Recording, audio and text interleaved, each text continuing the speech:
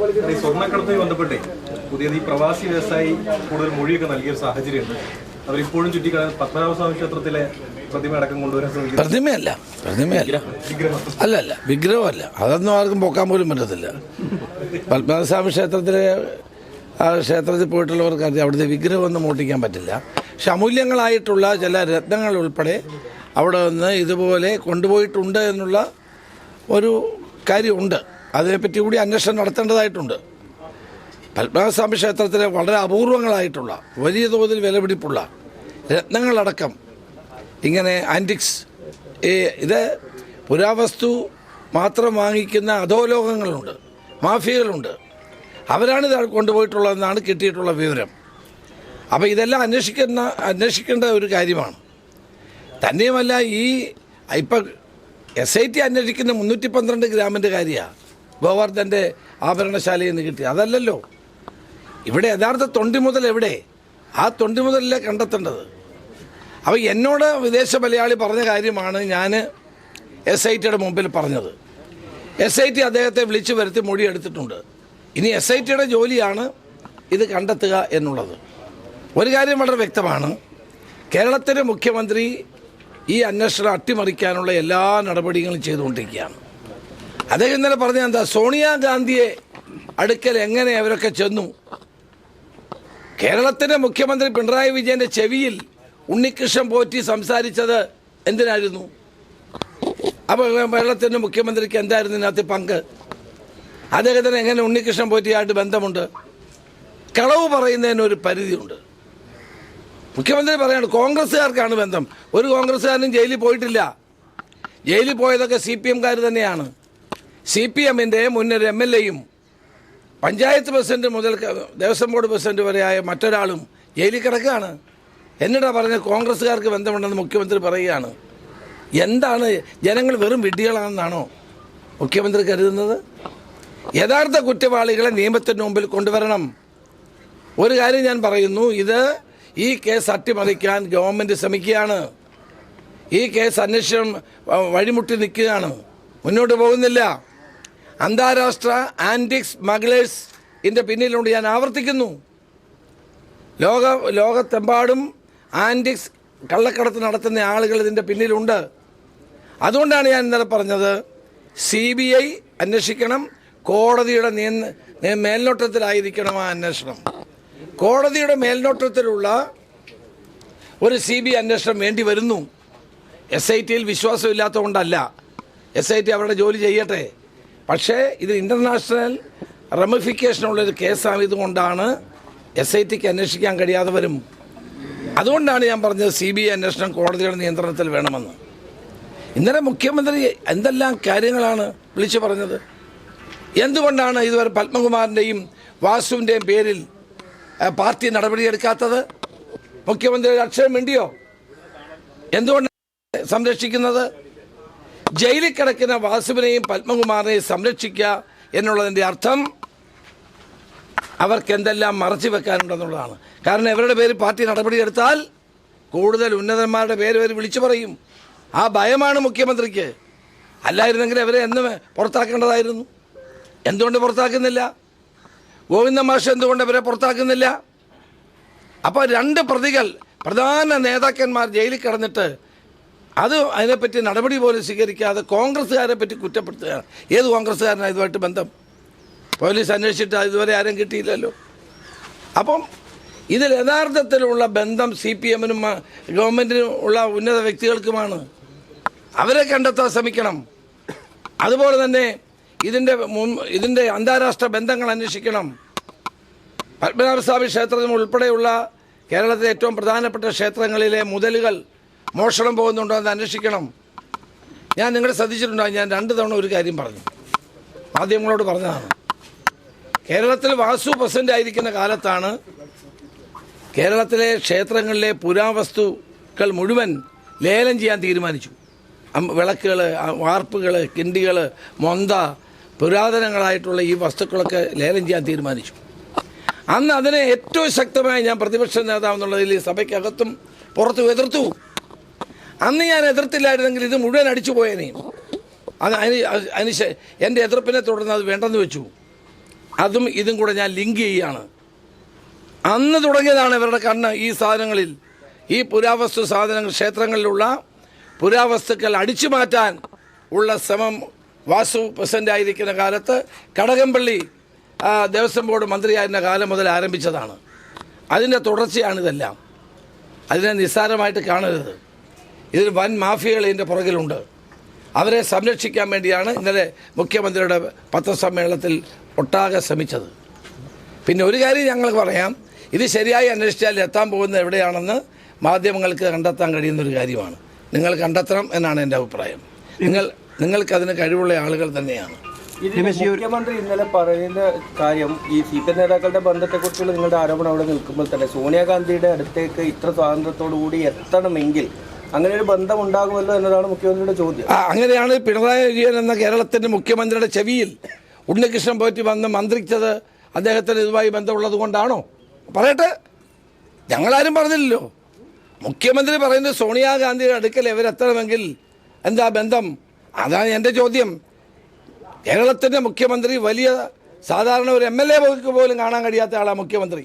ഒരു വ്യക്തിക്കും കാണാൻ കഴിയാത്ത ആളാണ്. സുരക്ഷാ വലയത്തിൽ ജീവിക്കുന്ന മുഖ്യമന്ത്രിയുടെ അടുക്കൽ ഉണ്ണികൃഷ്ണൻ പോറ്റി ചെവി വന്ന് മന്ത്രിക്കുകയാണ്. അദ്ദേഹത്തോട് അടുത്ത് നിൽക്കുന്ന ഒരാൾ സംസാരിക്കുന്ന പോലെ, ഏറ്റവും അടുപ്പമുള്ള ഒരാൾ സംസാരിക്കുന്ന പോലെയാണ് സംസാരിക്കുന്നത്. അതിൻ്റെ അർത്ഥം എന്താണ്? അതുകൂടെ മുഖ്യമന്ത്രി പറയണ്ടേ? അല്ല, ഇത്രയും ഫ്രോഡുകളെ ആ സോണിയാഗാന്ധിയുടെ വസതിയിൽ എത്തിച്ചത് അതൊക്കെ നമ്മൾ നോക്കേണ്ട കാര്യം തന്നെയാണ്. അല്ല, സോണിയാഗാന്ധി അടുക്കൽ ഇപ്പോൾ ആരെങ്കിലും ഇപ്പം ഞാൻ ഒരാളെ കൊണ്ടുപോകണമെങ്കിൽ സോണിയാഗാന്ധിക്ക് അറിയാമോ ആരാണ്? ഒന്നും അറിയാൻ പറ്റില്ല. കൊണ്ടുപോകുന്നവർക്ക് ഉത്തരവാദിത്വമുണ്ട് സ്വാഭാവികമായിട്ടും. പക്ഷെ അവർക്കും അറിയത്തില്ലായിരിക്കുമല്ലോ ഇതാരാണെന്ന്. ഇപ്പോൾ ഒരാൾ നമ്മുടെ അടുക്ക എവിടെയെങ്കിലും നമ്മൾ വിളിച്ചുകൊണ്ട് പോവുകയാണെങ്കിൽ, അല്ലെങ്കിൽ നമ്മളെ വിളിച്ചുകൊണ്ട് പോവുകയാണെങ്കിൽ നമുക്കറിയാമോ? ഇവിടെ പിണറായി വിജയനെ പോലൊരു മുഖ്യമന്ത്രി അത്ര ബാലിശമായ കാര്യങ്ങൾ പറയരുത്. അതാണ് ഞാൻ ചോദിക്കുന്നത്. ഈ ഉണ്ണികൃഷ്ണൻ പോറ്റി എന്ന് പറഞ്ഞ കേസിലെ പ്രതി മുഖ്യമന്ത്രിയോട് സംസാരിക്കുകയാണ് ചെവിയിൽ. അത്രയ്ക്ക് സ്വാതന്ത്ര്യമാണ്. പാർട്ടി സെക്രട്ടറി ഗോവിന്ദ മാഷക്ക് പോലും അടുത്ത് നിന്ന് ചെവി സംസാരിക്കാൻ വയ്യാത്ത മുഖ്യമന്ത്രിയാണിത്. അപ്പോഴാണ് ഉണ്ണികൃഷ്ണൻ പോറ്റി ചെവി എന്ന് സംസാരിക്കുന്നത്. അതിൻ്റെ അർത്ഥം എന്താ? ഇദ്ദേഹമായിട്ട് ബന്ധമുണ്ടെന്നാണോ? ഞങ്ങളാരും അത് പറഞ്ഞില്ലല്ലോ. ഞങ്ങളത്ര ബാലിശമായ ആരോപണമൊന്നും ഉന്നയിച്ചില്ലല്ലോ. ഈ ശബരിമല വിഷയം തെരഞ്ഞെടുപ്പിൽ ബാധിച്ചിട്ടേ ഇല്ല എന്നാണ് മുഖ്യമന്ത്രി പറയുന്നത്. അത് ശരിയാണ്. കാരണം മുഖ്യമന്ത്രി പറയുന്നത് ഞങ്ങളുടെ കുറ്റമല്ല, ഭരണത്തിൻ്റെ എതിരായിട്ടുള്ള വികാരമല്ല, ശബരിമല കേസ് ഇതിൽ ബാധിച്ചിട്ടില്ല, ജനങ്ങൾക്ക് തെറ്റുപറ്റിപ്പോയതാണ്. ഇപ്പം പറയും ജനങ്ങൾക്ക് തെറ്റുപറ്റിപ്പോയി, ഇതൊന്നും പ്രശ്നമല്ല, ഭരണവിരുദ്ധ വികാരം ഏശിയിട്ടേയില്ല, ശബരിമല ഏശിയിട്ടേയില്ല. പിന്നെ ആകെ സംഭവിച്ചത് ജനങ്ങൾക്ക് തെറ്റുപറ്റിപ്പോയി, അവർ വേണമെങ്കിൽ തിരുത്തിക്കൊള്ളുക എന്നാണ് മുഖ്യമന്ത്രി പറയുന്നത്. അപ്പോൾ ജനങ്ങൾക്കാണ് ഇപ്പോൾ തെറ്റുപറ്റിയിരിക്കുന്നത്, അല്ലാണ്ട് ഗവൺമെൻറ്റിനോ മുഖ്യമന്ത്രിക്കോ അല്ല. 3 മാസം കൂടെ വെയിറ്റ് ചെയ്താൽ മതി, ജനങ്ങൾ അതുകൂടെ തിരുത്തിക്കൊള്ളും. രമേശ് ജി, അതുപോലെ തന്നെ പാലക്കാട് RSSകാർ ക്രിസ്മസ് കരോൾ സംഘത്തിന് നേരെ വ്യാപകമായിട്ട് ആക്രമണം ഉണ്ടാകുന്ന സംഭവം ഉണ്ടായിരുന്നു. അപ്പോൾ അതിനിടയിൽ ഇപ്പോൾ BJPയുടെ പ്രധാനപ്പെട്ട നേതാക്കന്മാർ, സംസ്ഥാന വൈസ് പ്രസിഡന്റ് അടക്കമുള്ള ആൾക്കാർ പറയുന്നത് അത് പള്ളിയുടെയോ അല്ലെങ്കിൽ അത്തരത്തിലുള്ള അംഗീകൃത സംഘങ്ങളുടെ ഭാഗമല്ല, പ്രദേശത്തെ മദ്യപ സംഘങ്ങളാണ് ഈ രീതിയിൽ കരോൾ നടത്തിയത്, അതുകൊണ്ടാണ് ഈ രീതിയിൽ ഒരു ചെറുത്തുനിൽപ്പുണ്ടായത് എന്നൊക്കെയാണ് പറയുന്നത്. വളരെ തെറ്റായ ഒരു പ്രചരണമാണ്. കേരളത്തിൽ ഒരിക്കലും ഉണ്ടാകാൻ പാടില്ലാത്തതാണ്. ഇന്ത്യയിൽ BJP ഭരിക്കുന്ന സംസ്ഥാനങ്ങളിലാണ് ക്രൈസ്തവർക്ക് നേരെ വലിയ തോതിലുള്ള അക്രമങ്ങൾ നടക്കുന്നത്. കരോൾ സംഘങ്ങൾക്ക് നേരെ അക്രമങ്ങൾ നടക്കുന്നു. ക്രിസ്മസ് ദിവസം അവധി പോലും കൊടുക്കരുതെന്നുള്ള തീരുമാനങ്ങൾ ഉണ്ടാകുന്നു. കേരളത്തിൽ പാലക്കാട്ടുണ്ടായ ദൗർഭാഗ്യകരമായ സംഭവമാണ്. ക്രിസ്മസ് കരോളുമായി പോയ ആളുകളെ BJPക്കാർ ആക്രമിച്ചു.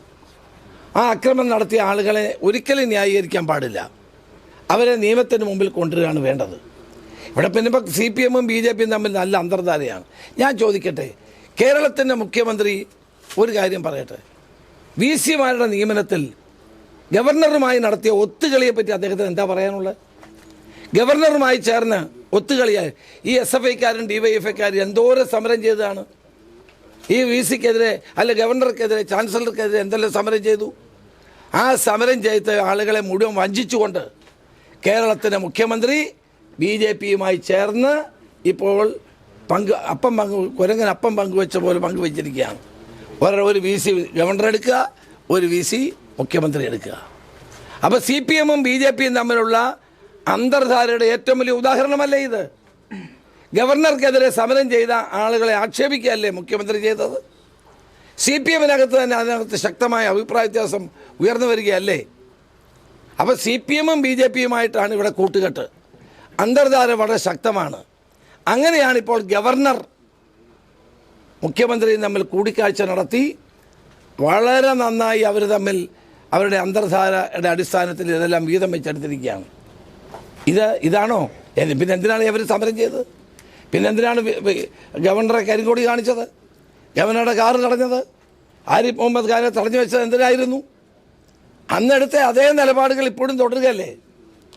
അപ്പോൾ BJP-യും CPM-ഉം തമ്മിൽ ശക്തമായ അന്തർധാരയാണ്. അതുകൊണ്ടാണ് കരോളിനെ പോലും ആക്രമിച്ച ആളുകളെ പിടികൂടുന്നതിനകത്ത് വലിയ വൈമുഖ്യമുള്ളത്. ഇവിടെ BJP-യുമായി കൈകോർത്ത് പിടിച്ചുകൊണ്ട് UDF-നെ തകർക്കാൻ കഴിയുമോ എന്നാണ് ഇവർ ശ്രമിക്കുന്നത്. കേരളത്തിലെ മതന്യൂനപക്ഷങ്ങളെ സംരക്ഷിക്കാനും മതേതരത്വം സംരക്ഷിക്കാനും കോൺഗ്രസിനും UDF-നും മാത്രമേ കഴിയൂ എന്നത് ഓരോ ദിവസം കഴിയും തോറും വ്യക്തമാവും. തെരഞ്ഞെടുപ്പിൽ പല കോർപ്പറേഷനുകളും നഗരസഭകളൊക്കെ UDF-ന് കിട്ടി. പക്ഷെ അപ്പോഴും ഈ മേയർ സ്ഥാനത്തേക്കും ചെയർപേഴ്സൺ സ്ഥാനത്തേക്കൊക്കെയുള്ള അടികൾ ഇപ്പോഴും തുടരുകയാണ്. ഒരടിയില്ല. ഞങ്ങൾ ജനാധിപത്യ പാർട്ടിയാണ്. ഞങ്ങളുടെ അഭിപ്രായം പറഞ്ഞാൽ അല്ലാണ്ട് ഒരാളുടെ പേര് പാർട്ടി ഓഫീസിന് കൊടുക്കുന്നത് വെച്ച് തീരുമാനിക്കുന്ന പാർട്ടിയല്ല ഇത്. അതുകൊണ്ട് എല്ലാവരുടെയും അഭിപ്രായമൊക്കെ അറിഞ്ഞ് തീരുമാനിക്കും. ഇന്നത്തേത് കൂടി ആ പ്രശ്നങ്ങളൊക്കെ അവസാനിക്കും. അല്ല, ഒരു കൺഫ്യൂഷനും ഇല്ല. 2-3 പേർക്ക് ആഗ്രഹം ഉണ്ടാകുന്നതും സ്വാഭാവികമാണ്. ജനാധിപത്യ പാർട്ടിയാണ്. പക്ഷേ ആ പ്രശ്നങ്ങളൊക്കെ പരിഹരിച്ച് ഞങ്ങൾ ഒരുമിച്ച് മുന്നോട്ട് പോകും. ജനവിധി അംഗീകരിച്ചുകൊണ്ട് ഞങ്ങൾ മുന്നോട്ട് പോകും.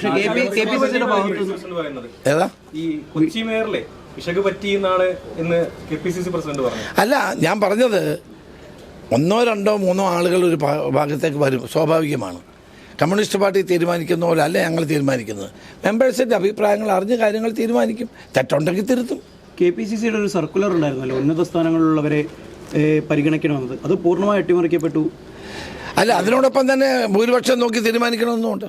ഭൂരിപക്ഷമാണെങ്കിൽ ഇപ്പോഴത്തെ മേയർ അല്ല അവിടെ വരേണ്ടത് എന്നും അല്ല, ഞാൻ അതിൻ്റെ വിശദാംശങ്ങളിലേക്ക് മാധ്യമങ്ങളുമായിട്ട് അത് പങ്കുവെക്കാൻ എനിക്ക് താല്പര്യമില്ല. കോൺഗ്രസിന് ഒരു ജനാധിപത്യ പാർട്ടിയാണ്. ഏകാധിപത്യപരമായ നിലയിൽ CPM എടുക്കുന്ന പോലെ ആരെയും ഞങ്ങൾ അടിച്ചേൽപ്പിക്കാറില്ല. അപ്പോൾ മെമ്പേഴ്സിൻ്റെ അഭിപ്രായങ്ങളൊക്കെ തേടിയാണ് ചെയ്യാറുള്ളത്. ഇന്നത്തെ ഒഴിവും എനിക്ക് തോന്നുന്നു കൊച്ചിയിലെ പ്രശ്നവും മറ്റെല്ലായിടത്തെ പ്രശ്നവും അവസാനിക്കും. പ്രതിപക്ഷ നേതാവും രമേശിയും ചേർന്ന് ഒരു മേയറെ മുന്നോട്ട് വെക്കുന്നു, മറ്റൊരാളെ. എനിക്ക് കോഴിക്കോടായിരുന്നു ചാർജ്. 3 വോട്ടിന് തോറ്റുപോയതാണ്. അല്ലെങ്കിൽ കോഴിക്കോട് മേയറുടെ കാര്യത്തിൽ ഞാൻ തീരുമാനമെടുക്കുമായിരുന്നു. ഞങ്ങൾക്ക് ഓരോരുത്തർക്കും പ്രധാനപ്പെട്ട തീരുമാനം. എനിക്ക് കോഴിക്കോട്, കെ സുധാകരന് കണ്ണൂർ, VD സതീശൻ എറണാകുളം, കൊല്ലത്ത് VS ശിവകുമാർ, തിരുവനന്തപുരത്ത് K മുരളീധരൻ, ഇങ്ങനെ ഞങ്ങൾക്ക് ഇതെല്ലാം വീതിച്ചു തന്നിരിക്കുകയാണ്. എനിക്കുള്ള വർഷം 3 സീറ്റിനാണ് കോഴിക്കോട് തോറ്റത്. ഒരു 60 സീറ്റ് 60 വോട്ടിൻ്റെ ആണ് 3 സീറ്റിലും വന്നത്. അല്ലാതെ കോഴിക്കോട് മേയറും നമുക്ക് ലഭിച്ചേനെ. എറണാകുളത്ത് VD സതീശന്റെ ഒരു തീരുമാനം തന്നെയാണ്. അങ്ങനെയല്ല, അവിടുത്തെ മെമ്പേഴ്സ് എടുക്കുന്ന തീരുമാനമായി. VD സതീശൻ അതിനകത്ത് ഇടപെട്ടത് എനിക്കറിയില്ല. നിയമസഭാ തെരഞ്ഞെടുപ്പ് തൊട്ടുമുമ്പിൽ വന്ന് നിൽക്കുമ്പോൾ ഇങ്ങനെ ഈ തദ്ദേശ തെരഞ്ഞെടുപ്പിൽ ഒരു അടി നടക്കുന്നത് ഒരടിയുമില്ല. തദ്ദേശ സ്വയംഭരണ സ്ഥാപനങ്ങളിലേക്കുള്ള തെരഞ്ഞെടുപ്പിൽ ഒരു അടിയുമില്ല. സ്വാഭാവികമായി നിങ്ങൾ മനസ്സിലാക്കണം, കോൺഗ്രസ് ഒരു ജനാധിപത്യ പാർട്ടിയാണ്. ഞാൻ പറഞ്ഞല്ലോ, തീരുമാനങ്ങൾ അടിച്ചേൽപ്പിക്കുന്ന പാർട്ടിയല്ല. 1, 2 സ്ഥലത്ത് എന്തെങ്കിലും പ്രശ്നത്തിൻ്റെ പേരിൽ കേരളത്തിൽ 500ഓളം പഞ്ചായത്തുകളുണ്ട്. നിങ്ങൾ കാണണം, 500-ലധികം പഞ്ചായത്തുകൾ കോൺഗ്രസ് ഭരിക്കുന്നു, UDF ഭരിക്കുന്നു. അതോടൊപ്പം തന്നെ ഭൂരിപക്ഷം ബ്ലോക്ക് പഞ്ചായത്ത് ഭരിക്കുന്നു, ഭൂരിപക്ഷം ജില്ലാ പഞ്ചായത്തുകൾ ഭരിക്കുന്നു. അവിടെ ഒന്നും ഒരു തർക്കമില്ലല്ലോ. എവിടെയെങ്കിലും ഒരു സ്ഥലത്തൊരു തർക്കം വന്നതിൻ്റെ പേരിൽ ഇന്ന് എല്ലായിടത്തും തർക്കമാണെന്ന് പ്രചരിപ്പിക്കുന്നത് CPM-ൻ്റെ ജോലിയാണ്. ഇന്ന് ദേശാഭിമാനിൽ ഒരു പേജ് മുഴുവൻ അതാണ്. ഞാൻ വീക്ഷണക്കാരോട് പറഞ്ഞത് CPM-ന്റെ ഭാഗത്ത് നടക്കുന്ന അക്രമങ്ങളെപ്പറ്റി കൂടെ എഴുതാൻ പറഞ്ഞിട്ടുണ്ട്. ഒരു മേയറെ തിരഞ്ഞെടുക്കാൻ ഞാൻ ചോദി മുഖ്യമന്ത്രി എങ്ങനെ തിരഞ്ഞെടുക്കാൻ പറ്റും എന്നുള്ളൊരു ചോദ്യമാണല്ലോ. അത് ജനങ്ങൾ തിരഞ്ഞെടുത്തോളും. 3 മാസം വെയിറ്റ് ചെയ്താൽ മതി.